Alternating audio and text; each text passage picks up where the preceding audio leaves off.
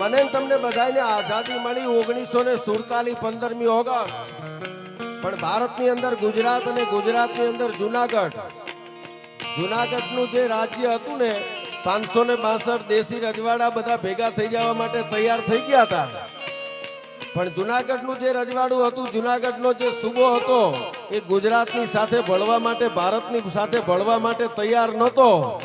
અને યાદ રાખી લેજો દોસ્તો, પાવર ઓફ પાટીદાર કોને કહેવાય, પાવર ઓફ પટેલ કોને કહેવાય, આ દરેક જગ્યાએ વાત કરું છું મારા વાલા.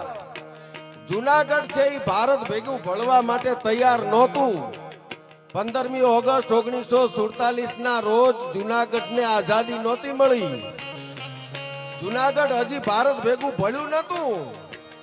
અને સરદાર વલ્લભભાઈ પટેલ આમ તો પહેલો વડાપ્રધાન એ બનવાના હતા, પણ જે કઈ થવાનું હતું થઈ ગયું. વડાપ્રધાન ના થયા અને ગૃહપ્રધાન બન્યા. 15મી ઓગસ્ટના દિવસે જુનાગઢ છે એ ભારતના નકશામાં ભેગું ન થયું. હિતેશભાઈ, 25મી સપ્ટેમ્બર 1947 ના રોજ ત્યાં દિલ્હીમાં મીટિંગ કરી અને આરજી હુકુમત નામની સ્થાપના કરી અને સરદાર વલ્લભભાઈ પટેલે જુનાગઢમાં સંદેશો મોકલાવ્યો હતો કે ભારતના નકશામાં ભેગું થઈ જવું હોય તો જુનાગઢને હજુ થોડાક દિવસો આપીએ છીએ.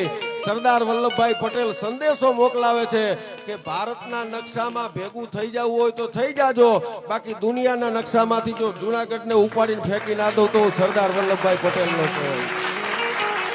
અને એ સરદાર, તમે કલ્પના તો કરો સાહેબ, આજે આપણે બધા તાલીઓ પાડી રહ્યા છીએ, આનંદ કરી રહ્યા છીએ, આવા ઉત્સવ ઉજવી રહ્યા છીએ.